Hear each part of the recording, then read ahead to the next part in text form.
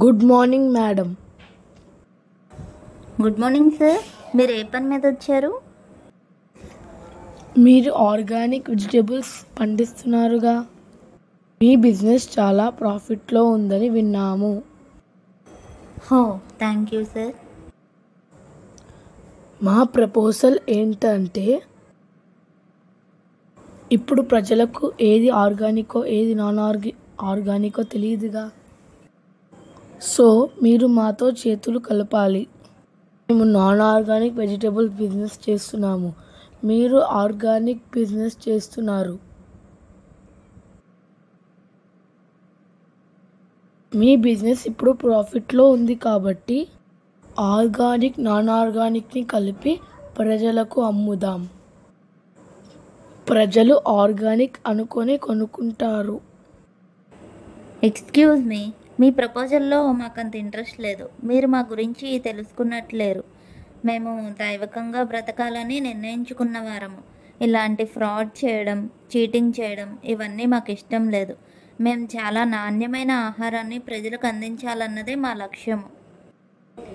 మేము మా లక్ష్యము ప్రకారంగానే పయనిస్తాము, ఇప్పటికీ ఎప్పటికీ. మీరు ప్రాఫిట్ గురించి ఆలోచించకుండా మాట్లాడుతున్నారు. సార్, మాకు కావాల్సింది ప్రాఫిట్స్ కాదని మీకు ముందే చెప్పాను. మేడం, ఒకసారి ఆలోచించండి. సార్, ఇక మీరు మా టైం వేస్ట్ చేయకుండా మీరు వెళ్ళొచ్చు.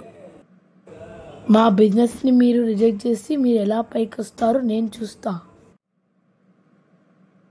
ప్రభువా, కీర్తనలు 34:19 చెప్పినట్లుగా నీతిమంతునికి కలుగు ఆపదలు అనేకములు, వాటి అన్నిటిలో నుండి యెహోవా వానిని విడిపించును అని. అదేవిధంగా తండ్రి, నాకు కలుగు ఆపదలన్నిటిలో నుంచి నీవు నన్ను విడిపించువాడవని నీ యందే నేను విశ్వసించి ఉన్నాను తండ్రి. నీవే నాకు సహాయము చేయమని వేడుకుంటున్నాను. ఏంటి సార్ ఇలా వచ్చారు? మీ మేడంతో ఒక బిజినెస్ డీల్ని మాట్లాడడానికి వచ్చాను, కానీ అది రిజెక్ట్ చేశారు. అవునా? ఏం డీల్ సార్ అది? డీల్ ఏంటంటే,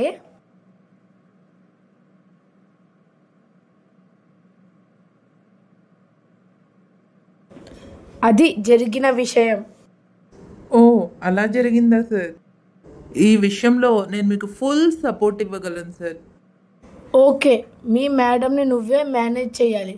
ప్రాఫిట్స్ మన ఇద్దరికి. ఏంటిది? దయాదీన ఆర్గానిక్ వెజిటేబుల్ మార్కెట్లా ఉంది. అవును, వీళ్ళు స్నాక్ ఐటమ్స్ కూడా ప్రిపేర్ చేస్తారు వీళ్ళ వెజిటేబుల్స్తో. మా అబ్బాయి కుమార్ వీళ్ళ స్నాక్సే ఎక్కువగా ఇష్టపడతాడు కదా.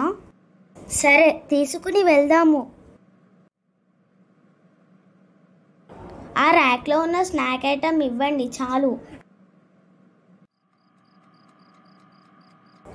మామయ్య, ఈరోజు కుమార్ చాలా హ్యాపీగా ఉన్నాడు. ఎందుకంటే నేను వాడికి ఇష్టమైన ఫుడ్ తీసుకొచ్చాను.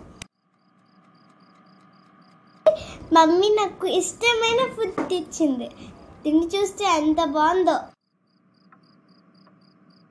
కడుపు నొప్పి, అమ్మ కడుపు నొప్పి వస్తుంది. అయ్యో, వాడికి అనవసరంగా స్నాక్స్ ఇచ్చానే. ఏమైందమ్మా? వాడికి దయాదీన స్నాక్స్ అంటే చాలా ఇష్టం. సో తేక వాడికి ఆ స్నాక్స్ తెచ్చాను.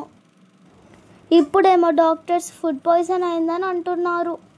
అయ్యో, అంతా నా వల్లే జరిగింది. ఏంటి మామయ్య అలా అంటున్నారు? ఏం జరిగింది? దీనా వాళ్ళ బిజినెస్ స్పాయిల్ చేద్దామని వాళ్ళతో డీల్ మాట్లాడుకున్నాను. దీనాకి ప్రాఫిట్ ఇస్తా అని చెప్పి వాళ్ళకు తెలియకుండా ఆర్గానిక్ ఫుడ్లో ఓవర్ కెమికల్స్ యాడ్ చేశాను. దానివల్ల ఇప్పుడు ఇలా జరిగింది. మామయ్య, మీరు చేసిన తప్పు వల్ల దేవుడు మనల్ని శిక్షించాడు. ఇప్పుడు కుమార్ హోప్లెస్ సిచ్యువేషన్లో ఉన్నాడు. దేవుడు మనకి ఇంకా అధికమైన శిక్ష తాకముందే మీరు వెళ్ళి వారిని క్షమించమని అడగండి.